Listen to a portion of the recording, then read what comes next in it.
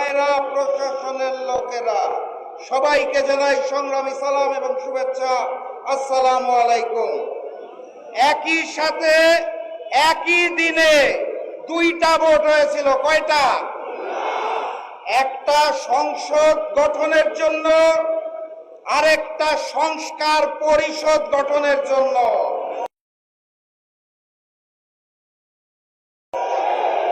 একই দিনের একটা ভোটের শপথ তারা নিয়ে বলেছে হালাল, আরেকটা শপথ না নিয়ে ম্যানেজ ভোটে জয়ী হয়ে বলতে চায় হারাম। একই দিনে এক ভোট যদি হালাল হয় তাহলে আরেকটা হারাম হতে পারে না। 70% জনগণের হ্যাঁ ভোটের রায়কে যারা অস্বীকার করে বেঈমানি করতে চায় তাদের স্থান এই বাংলার মসনদে হবে না। যাই বলা হয়, তারা একটা শব্দ শুনিয়ে দেয়, কি সেটা? সংবিধান।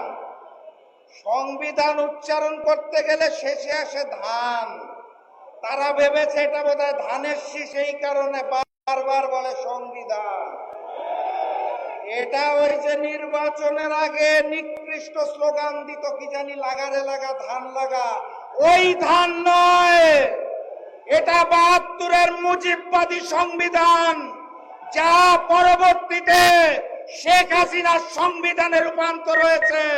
সেই সংবিধানকে তারেকবাদের সংবিধান আমরা হতে দেব না।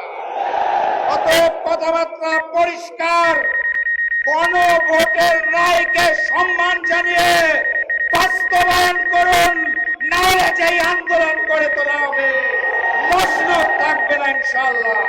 বিজয়ের পথে যাত্রা শুরু, জীবন অথবা মৃত্যু। আসসালাম।